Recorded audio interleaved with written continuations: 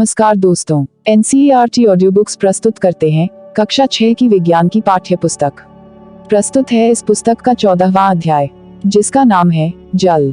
हमारे इस audio book की सफलता इस बात पर निर्भर करती है कि आप अपने आप को कल्पनाशील गतिविधियों और सवालों की मदद से सीखने और सीखने के दौरान अपने अनुभवों पर विचार करने का कितना अवसर देते हैं। तो आइए अब शुरू करते हैं। मान लीजिए किसी कारणवश आपके परिवार को एक सप्ताह तक प्रतिदिन 1 बाल्टी जल मिलता है। कल्पना कीजिए तब क्या होगा। क्या आप खाना पकाना, कपड़े धोना, बर्तन साफ करना और स्नान करना जैसे कार्य कर पाएंगे? इनके अतिरिक्त अन्य कौन कौन से क्रियाकलाप हैं जिन्हें आप नहीं कर पाएंगे? यदि काफी लंबे समय तक हमें आसानी से जल प्राप्त नहीं होगा तो क्या होगा? पीने के अतिरिक्त ऐसे बहुत से क्रियाकलाप हैं जिनके लिए हम जल का उपयोग करते हैं। चित्र 14.1 देखिए। क्या आपको यह अनुमान है कि हम एक दिन में जल की लगभग कितनी मात्रा का उपयोग करते हैं? 14.1 हम कितने जल का उपयोग करते हैं? क्रियाकलाप 1 प्रतिदिन के उन सभी क्रियाकलापों की सूची बनाएं जिनमें आप जल का उपयोग करते हैं। सारणी 14.1 में कुछ क्रियाकलापों की सूची दी गई है। इसी प्रकार की सारणी अपनी नोटबुक में बनाएं। अब पूरे दिन में आप तथा आपके परिवार के सदस्यों द्वारा प्रत्येक क्रियाकलाप में प्रयुक्त जल की मात्रा मापिए। आप मापन के लिए मग, गिलास, बाल्टी या किसी अन्य बर्तन का उपयोग कर सकते हैं। सारणी 14.1 आपके परिवार द्वारा एक दिन में उपयोग होने वाले जल की मात्रा का अनुमान। पहले कॉलम में क्रियाकलाप लिखा गया है तथा दूसरे कॉलम में आप उपयोग हुए जल की मात्रा लिखिए।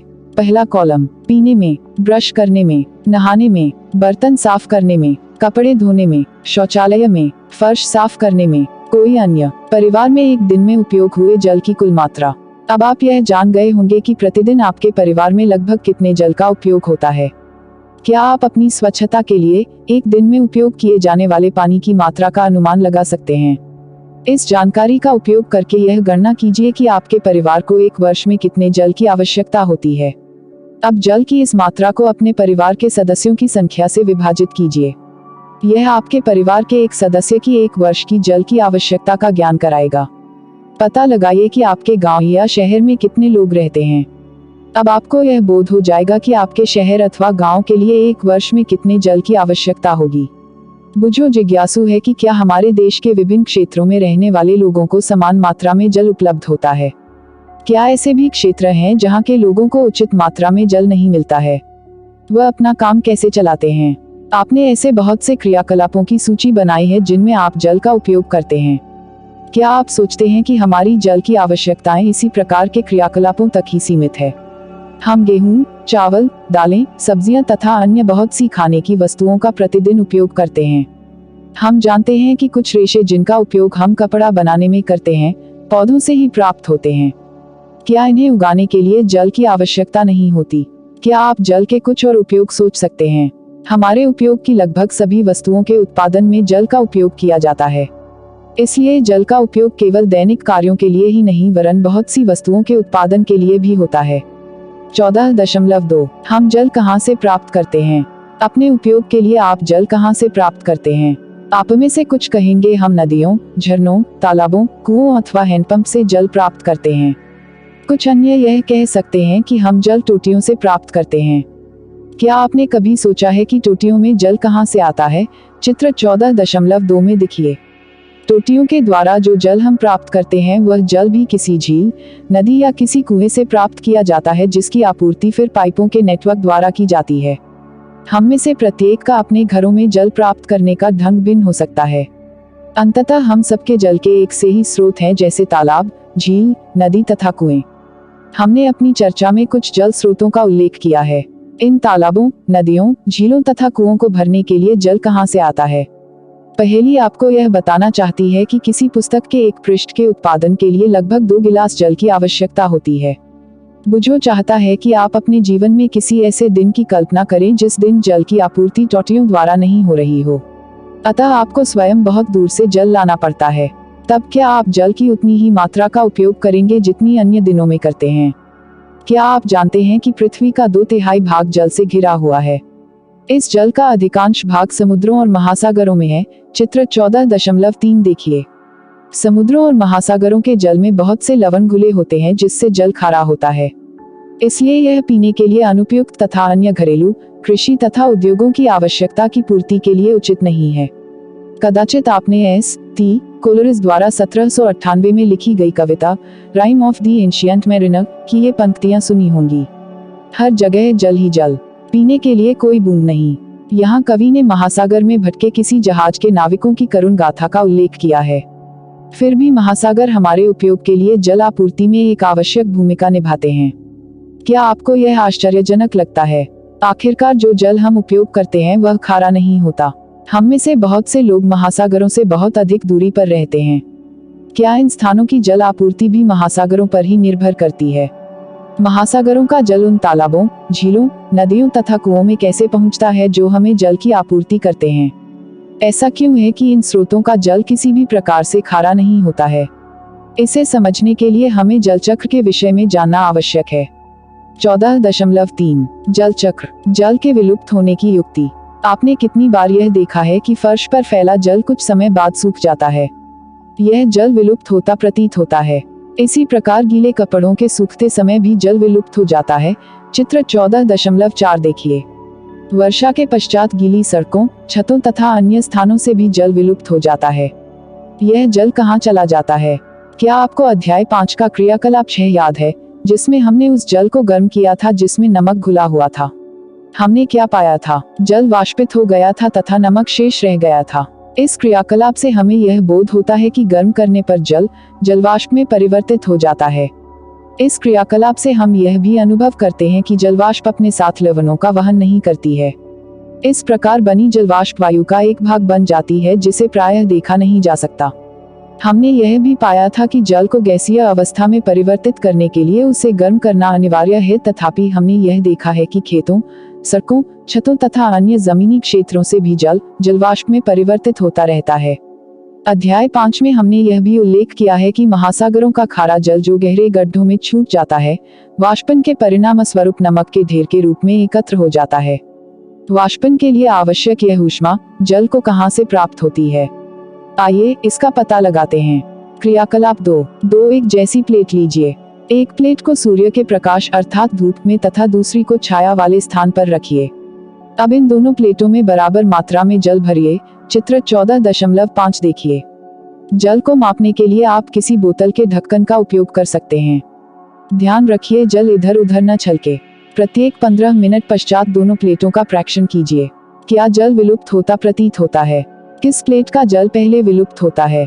जल के वाष्पन के लिए इस ऊर्जा का स्रोत क्या है? दिन के समय सूर्य की किरणें महासागरों, नदियों, झीलों तथा तालाबों में भरे जल पर पड़ती है। खेत तथा अन्य भूमि क्षेत्र भी सूर्य की किरणों को ग्रहण करते हैं। इसके फलस्वरूप इन सभी का जल निरंतर वाष्प में परिवर्तित होता रहता है, तथापि जल में घुले लवण शेष रह जाते हैं। क्रियाकलाप 2 में हमने यह देखा था कि छाया वाले स्थान पर रखी हुई प्लेट से भी जल विलुप्त होता है, यद्यपि इसमें अधिक समय लगता है। क्या सूर्य के प्रकाश की ऊष्मा यहाँ भी पहुँच जाती है? हाँ, ऐसा इसलिए होता है क्योंकि दिन के समय हमारे चारों ओर की वायु भी गर्म हो जाती है। गर्म वायु छाया में रखे जल को वाष्पित करने के लिए ऊष्मा प्रदान करती है। इस प्रकार जल के सभी खुले पृष्ठों से वाष्पन की क्रिया होती रहती है।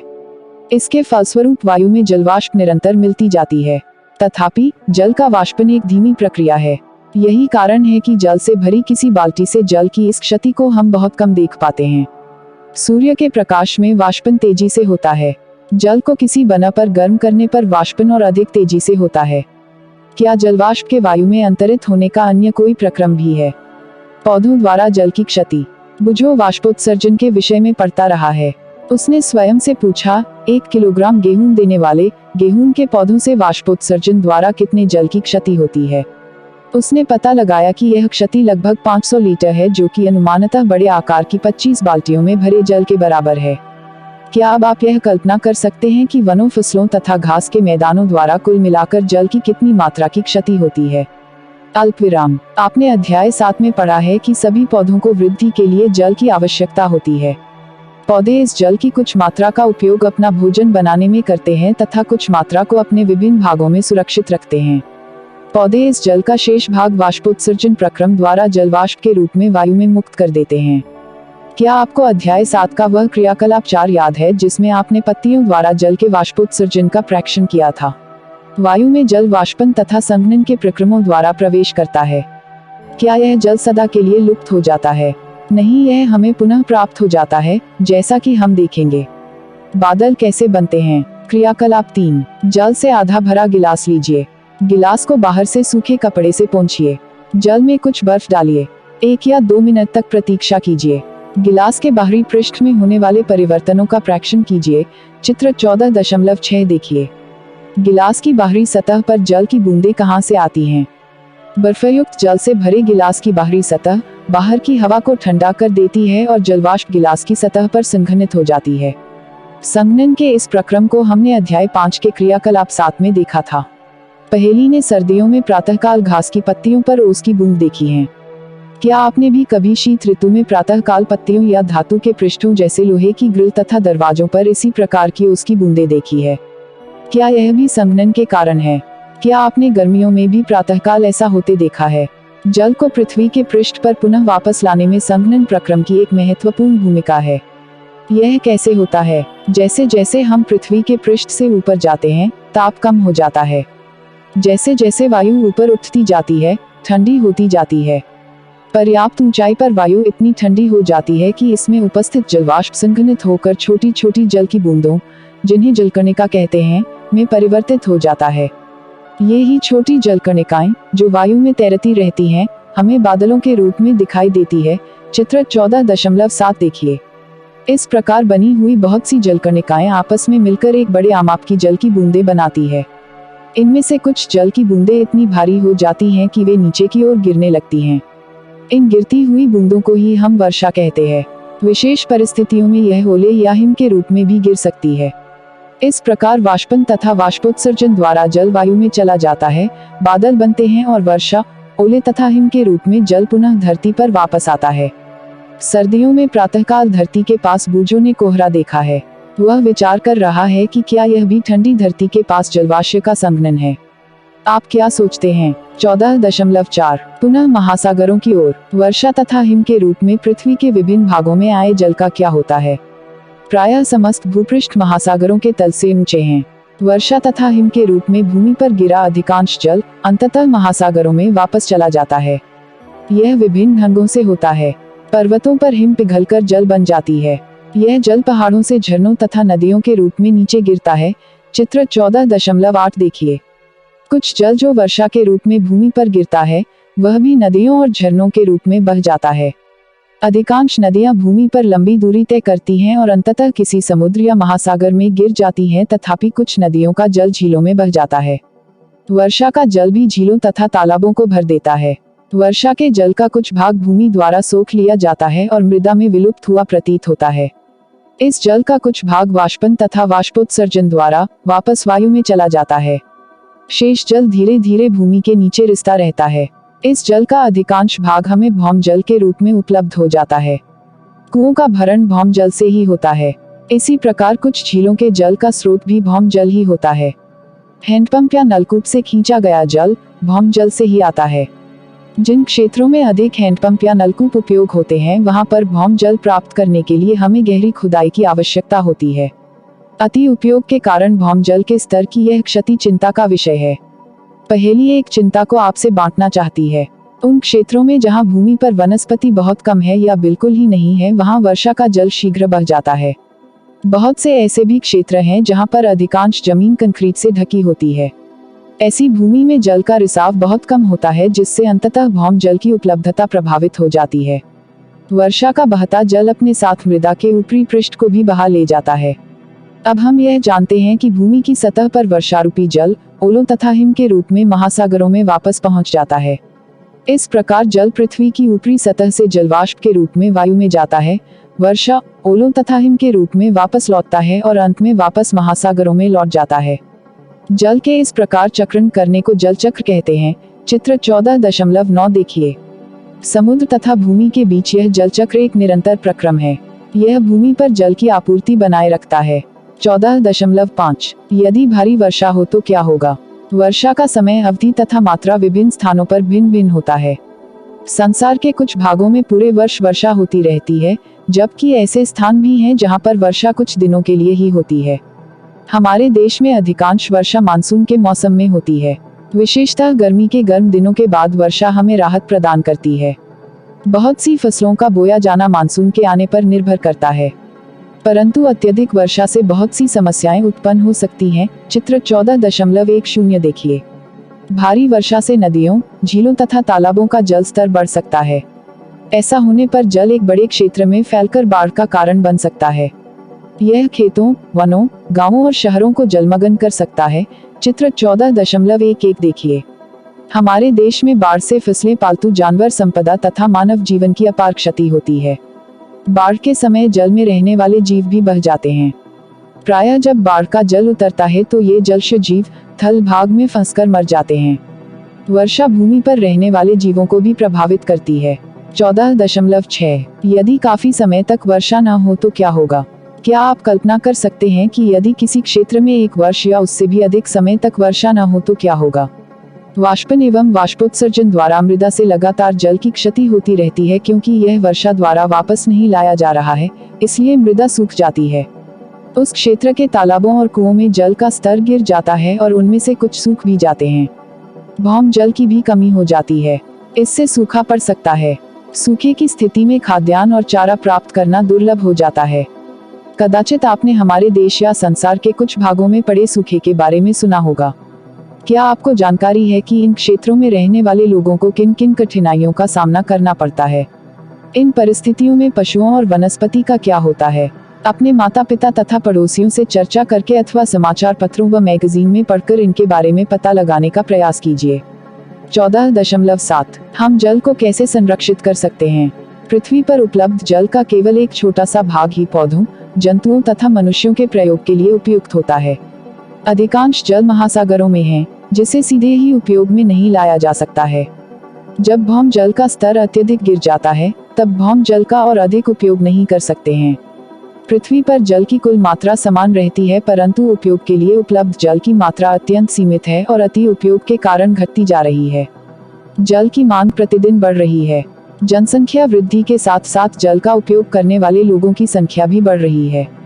बहुत से नगरों में जल भरने के लिए लंबी कतारों का दिखना एक साधारण दृश्य है। चित्र 14.12 देखिए।